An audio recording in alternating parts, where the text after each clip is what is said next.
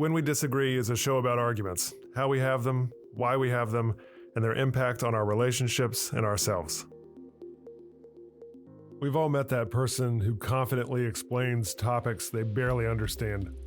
Maybe it's your brother-in-law lecturing about cryptocurrency, or a coworker planning to restructure the entire company after just a few weeks on the job. This frustrating phenomenon where incompetence breeds confidence is called the Dunning-Kruger effect, and it makes productive disagreements surprisingly difficult.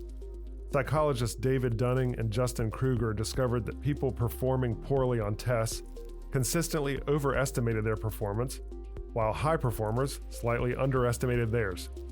The less someone knows about a subject, the less equipped they are to recognize their own ignorance. It's a cruel irony. You need expertise to know that you lack expertise. You need to know what you don't know. This creates what researchers call, and I just adore this phrase, quote, Mount Stupid, the dangerous peak of confidence that comes with acquiring just enough knowledge to feel informed, but not enough to really grasp complexity. We see it in new parents who become instant experts on child development, amateur investors who have cracked some market code, or recent converts to any diet or exercise routine or lifestyle who evangelize with the fervor of the newly converted and enlightened. In relationship, Dunning-Kruger creates similar dynamics. After one counseling session or self-help book or a few TikToks on psychology, someone might diagnose their partner with various psychological conditions like narcissism and more. A few successful home repairs later, someone turns someone into a construction expert who dismisses contractors' estimates. Historical examples illuminate the pattern too. When European explorers first encountered other continents, many confidently declared indigenous practices to be primitive, without understanding sophisticated agricultural, medical, or governing systems. The truly knowledgeable, aware of nuance and uncertainty, often seem less convincing than confident amateurs in many cases, especially on social media. Navigating Dunning-Kruger requires humility and strategy. When facing unwarranted confidence, asking curious questions can often work better than direct confrontation. That's interesting, but how does it account for X? Lets people discover their knowledge gaps in their systems, knowledge gaps in themselves too. In other lives, cultivating what Socrates called knowing what you don't know protects against overconfidence. The more we learn about any subject, the more we should appreciate its complexity. I'm Michael Lee, Professor of Communication and Director of the Civility Initiative at the College of Charleston. Our guest today on When We Disagree is Julie Rose. Julie has been a journalist for more than 20 years, including a decade of public radio reporting. She is the host of 2 podcasts for the BYU Radio Network. The first one's called Top of Mind, and the second one is called Uncomfy. Julie, tell us an argument story. Oh, well, I'm going to tell you a personal one that actually is one of my greatest regrets, the way I handled this. And it has also had a really profound impact on how I interact with other people, but how I do my work. So it's with my mom. I'm the oldest of 5 kids, oldest daughters and moms. That's kind of legendary. We were really similar in a lot of ways. And of course, that led to conflict. But she's actually the main reason that I moved back to my hometown about a decade ago. My parents needed some help. They were aging. My father passed. And then in the last couple of years of my mom's life, so she died in 2022, in the last few years of her life, her chronic illnesses were progressing. And I was over there often, caregiving. In the morning before work, I'd stop in for a bit, often in the middle of the day, for a couple of hours in the evening, just to help her with kind of all the things that she needed. She was experiencing physical decline as well as like the depression and loneliness that comes with that, plus also some cognitive decline. So it was really hard for her. It was complicated for our whole family. But I was in this perpetual conflict with her over her news watching habits. No matter what time of day I came over, she always had this one particular cable news channel on. And it was just this one. It was her only source of news. And this really bugged me as a journalist all day studying these big issues, and then to walk into her house and hear, what cable news shows do, especially the pundit-driven hosted shows, right? Kind of giving only one side, speaking as if that's the only legitimate side. Often with these like overblown big, right? Like everybody Yeah. knows what cable news does, right? And I felt like it very clearly to me was designed to make you feel scared or angry or superior. And I did not like the way it made me feel. And the minute I'd walk in and I'd hear that blaring out of her TV, kind of always in the background, my blood pressure would go up, and I felt like it was a personal affront to me Uh-huh. Uh-huh. that she was consuming news like this. But I also worried about how it was affecting her, right? Like we're both very anxious worriers. And so, I was like, this can't be good for you, mom. Like, turn this off. I was always telling her in no uncertain terms, Mom, why are you watching this? They're not telling you Mm. the whole story. They're exaggerating. They're just trying to get you, amped up. This is manipulative. Like, stop doing this. Watch something else. Um, she'd get defensive, and then I'd get more adamant. It was deeply unproductive, and I did it over and over and over and over again for years with my mom. Well, where we get our news and who we trust for information, and of course, cable TV news is such a difficult thing to have productive arguments about with family members, but especially in a potentially end of life situation with your own mother, this sounds like a tough one. And it's also recurrent. And so then you get into these argumentative patterns, and you're just kind of like, I mean, it was in one of those things where it felt like it was just a cycle, right? Like I knew my logical brain was telling me, you're not accomplishing anything here, Julie. Is this really worth having this fight over? Is there other stuff that you could be doing? And I could not let it go. It was just like, I never really stopped to kind of question why it was. I mean, I suspect it has, had a lot to do with my own validation, right? Like, how could the mother of a journalist who, respects her ability to like sort of report the news in a more unbiased and, kind of get to the bottom of the story and see the nuance in things, which is kind of like my whole stock in trade, right? Like, how could my mom be such a sucker? It just really felt personal to me in obviously totally unnecessary and unproductive ways. I see that now. That's exactly what I was going to ask you, which was following up on your line, like you just couldn't let it go. And then I was going to ask, why couldn't you let it go? And you started to answer that question a little bit. And it sounded like what you were saying was, to rephrase, was by her seeing this content, she wasn't seeing you. Right. Yeah, absolutely. I mean, my mom was my biggest fan, but she listened to my podcast to put her to sleep. Mm-hmm. Well, I'm familiar with producing podcasts that help people go to sleep. Like, I spend so much time and energy with my team trying to make compelling content. Top of Mind in particular is a 53-minute podcast where we take one of these tough issues that people are blaring about on cable news, and we look for perspectives. We go to so much trouble to talk to people with personal stake, skin in the game, nuanced perspectives.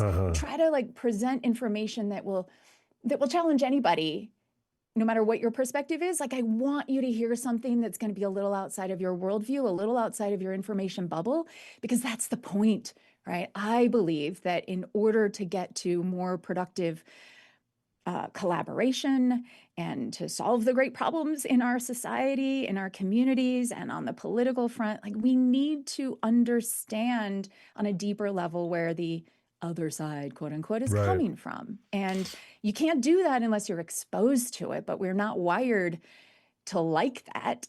We're wired to shut it down, feel threatened by it, walk away from it, and, click away. And so, yeah, like here was my mom, like, consuming, obviously she's not even, she was in her 70s, and she wasn't even our target audience necessarily. So why should this bother me so much, right? Like, she was always bragging about me to everybody and telling everybody to listen to my podcast, even though I knew dang well that when she listened to it, she'd hear like the first 5 minutes and then she'd be out. But that was true about no matter what she listened to, right? So it had more to do with her sleep deprivation and so forth. But I also just, like, fundamentally, I knew that she just couldn't conjure the mental space, given all the things that she was dealing with, pain and mental cognitive decline and sleep deprivation. And so, like, I got it, but it just rubbed me wrong that her primary source of news about the election, which at the time we were in the middle of, I mean, we went through several cycles while she was declining. Yeah, it felt like a personal affront. And ironically, I'm a very, my job is to get curious about other people's Uh-huh. life Uh-huh. experience and motivation and incentives, and to kind of dig deeper rather than just let my base assumptions kind of run the show. Uh, and I wasn't doing that with my mom. I mean, that's my greatest regret, right? So, Right. we ended up having this, it went over. And so there were either two options right up until the end of her life. It was either, me going at her about it and like trying to change the channel or turn it off, or kind of be like, Mom, I don't like this stupid, like grumbling, right? Or just like silently fuming and then rejoicing when she would go down these weird TV rerun rabbit holes. Like there was like 6 months where all she watched was MASH. And then there was like 6 months where all she wanted to watch was Duck Dynasty, right? Like there was just, Oh. or like the animal doctor, frontier animal doctors. And in those moments, ironically, I was happier that she was down that rabbit hole. I mean, how stupid, right? That I'd Yeah. rather her not be informed about the world than be informed about the world in the way that was working for her, or in the Yeah. way that she could choose, that she chose. I mean, it's ridiculous. But Yeah. anyway, that's kind of Yeah. basically how it went right up until the end of her life. And I've spent a lot of time in the last couple of years really thinking about going back over what I could have done differently and how I should have. And the thing that I never really conjured, I never bothered to do what I do in my job, which is to bring full compassionate curiosity to the table and just try to find out if I was missing something. Because I always have like we all have blind spots. I know I was missing something. And in hindsight now, because I can't ask her, but I can imagine a whole bunch of reasons why she was choosing to consume news from that particular cable news channel. I mean, one of them, for Yeah. example, is that, going back decades and decades, she'd watched this channel or consumed news in that same kind of vein. And this was just like, this was what news was to her. Like she was fully, it was familiar. It's what she'd grown accustomed to. I suspect that maybe it didn't make her heart race like it did mine. She was having a totally different, it wasn't making her anxious, possibly. I don't know, but I could imagine that because she was way more accustomed to it. The other thing I thought, so there's like two other things that I could imagine. She was, you know, she had these long, lonely days where she was confined to her home as her mobility declined. And that was really distressing for her. And I can imagine that seeing the same sort of familiar faces at the same time every day kind of gave some shape to that. Mm-hmm. Mm-hmm. That had more to do with companionship than it really had to do with like, were they reporting unbiased truth, Right. And then finally, also just the format of the news. I mean, I know she wanted to be informed. That gave her a sense. She'd always been a very sort of like plugged into politics. I mean, she would campaign for candidates. She ran for office a couple of times on the school board level. Like, she'd worked for a politician, a member of Congress. Like, I know that she sort of was wired that way. And so I think that it gave her a certain sense of comfort to be informed. But I also suspect that the constant pain that she was in made it hard for her to focus on the kind of news coverage that I was doing, or that other outlets, like more nuanced discussion. You have to kind of like this sort of simplified good guys, bad guys framing that you get in so much, especially on social media and in cable news. Like there's a reason they do that. And it's because it works for sound bites and to kind of, the journalists want to simplify the story. That is something that we crave as well, as people, to kind of have that simplicity.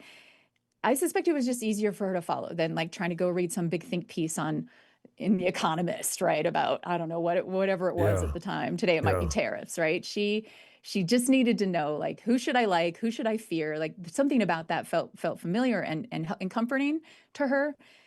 And I totally get that, because when things feel chaotic and I'm feeling anxious, I too crave simplicity. Certainty. Yeah. Yeah. So I get that. We could have related on that. I mean, if I'd spent Yeah. any time asking her things like, hey, what do you like about this host or this channel or this Right. show? And have you always liked it? And has it changed over time? And is there anything you don't like about it? And how does it make you feel? Like I could have learned some things and we could have connected. I'm hearing 4 different disputes here. There's one about journalism and how to practice it. I'm hearing one about citizenship and how to get good information and what kind of stories we seek out about the world and who we trust to give us information and how many sources you look at. And do you have a kind of monogamous relationship with one that might be not so great for you? I'm hearing a very personal one about a mom and an eldest daughter. And then I'm hearing another one about an end of life situation. Yeah. And so it seems to me that the kind of really resounding message, other than a great regret, is that you understood her watching this show to be a kind of personal affront, and therefore you couldn't engage in the kind of compassionate curiosity, almost like a therapist, that is necessary to be or at a least great just journalist. to see her, see the humanity in her, see her as a more nuanced person than just, I mean, with the emotion that was tied up in it, and obviously the personal kind of, as we've discussed, the way that those emotions, were conjured by what this meant to me personally, because it was about more than just how many hours a day do you watch this channel. It was about kind of like, does this mean that you don't respect me and what I do, right? I mean, I get it. Like, I've been to enough therapy that I understand how this all works, but I have learned now, it really is an example to me of how quickly assumptions and big emotions can shut off curiosity. And curiosity is really the only, so Monica Guzman at Braver Angels, author of this great book, I Never Thought of It That Way, she talks about curiosity as really the key. It's the superpower. It is the only, it's the enemy of certainty, or certainty is the enemy of curiosity. And it is the only way to sort of cut through all of these assumptions about, oh, she's lazy, she's ignorant, she doesn't respect me, she believes everything that's being said. Like, all of this stuff that was in my mind that I was believing, that's the story I was telling myself, because my emotions and my insecurities were running the show. And I mean, honestly, don't think any of that was true. Or at least I certainly don't know for sure, because I never asked. I never tried to probe. You started to kind of spitball a little bit, a few of the more curious questions that would proceed from perhaps more charitable assumptions than she's watching this because she's lazy, as you said, or ignorant. Or she hates me. She's watching this as a middle finger to me and my work and my whole profession. I mean, it's so dumb. So dumb. I don't know. Yes, I don't know. She's watching this as a middle finger to nuance in general in favor of certainty and a Star Wars black and white view of the universe. But if you were to try to absolve yourself of this regret and say, what are these curious questions that you would have asked? Yeah. So I kind of fantasize about this, about a conversation that I would have with her. And I can imagine myself walking in at the end of a work day, and the TV's kind of blaring, but she's sort of like in her chair, kind of zoned out, because she get very, very tired by the end of the day. And that that rather than kind of walk in and immediately like start fussing with things and like trying to figure out what needs to be solved, and also like stewing about the TV show, that I would just kind of sit down next to her and hold her hand and ask how her day went, and then maybe ask like, hey, can we turn this down just a little bit? And then I've really always wondered what, this is going to make me a little emotional, but, just thinking about, I know you really like this channel. Like and I know that, I feel like we're always kind of arguing about it, but I feel like there might be something I'm missing here. I'd really like to understand you better. I don't really care about changing your mind. I just want to understand better. And would you be willing to share maybe a little bit? Like, try to maybe ask her. I think she would be immediately kind of a little on the defensive, because every time I brought the show up, it was always the same thing, right? So I'd have to figure out a way to kind of cut through that and reset that, put her in a different spot, and then I do think it would just be, have you always like as long as I can remember that this cable channel existed, I remember you guys watching it, you and Dad, and now you. Like, why do you watch it? What do you like about it? She'd probably give me answers that I know, like, oh, because it aligns with, they're the only ones that tell the truth or whatever. She'd probably start saying some of those things, and that would make me be like, well, that's not true, and you know that, right? It's biased and whatever. And I'd have to just kind of be like, tell me more, asking follow-up questions, just doing what I do in my real job every single day in interviewing people. trying to understand more, not so much like, well, tell me the specific logical points that lead you to consume news in this way, but try to find out if there are certain, how it makes her feel, what kinds of experiences she's had in her life that, makes her, like, for all I know, she once had a close encounter with one of the pundits at one of these political events that she'd been to. And so she kind of feels like she has a personal connection, or I don't know, right? Like, I'm sure there were experiences that she'd had Yeah. that made this particular thing feel safe, or maybe she just thought it was entertaining. Maybe, for all I know, she knew exactly how sort of one-sided it was. And she was fine with that because she's like, I'm at the end of my life. Who cares anyway, right? Like, I just would like to have asked her, why? And tell me more. Yeah, thank you for sharing that. And it's always amazing to me sometimes that people who are so skilled at doing something, arguing, interviewing, asking good questions, being a therapist, whatever it is, it's almost like you're so good at fighting fires outside the house or outside the family, but there's a stove fire in your own house and you're completely ill-equipped just because of the context to apply those very obvious skills to this situation that matters in the family. Yeah. Well, you just learn, right? I mean, I regret that I didn't have the chance that I didn't have the wherewithal to do what I just described. But I also, she left this world on really great terms with all of us in the family. And so it's not as though this is, something that's going to eat me for the rest of my life, but it is a regret. Like, I just could have done better. Yeah. I did great in a lot of other ways, but this is kind of just one of those little, like, dumb things that, I should have known better. I could have done better. I wish I had. Julie Rose, I really appreciate you sharing the story with us, and thank you for being on When We Disagree. It's my pleasure. Thanks, Mike. When We Disagree is recorded at the College of Charleston with creator and host Michael Lee. Recording and sound engineering by Jesse Kunz and Lance Laidlaw. Reach out to us at whenwedisagree@gmail.com.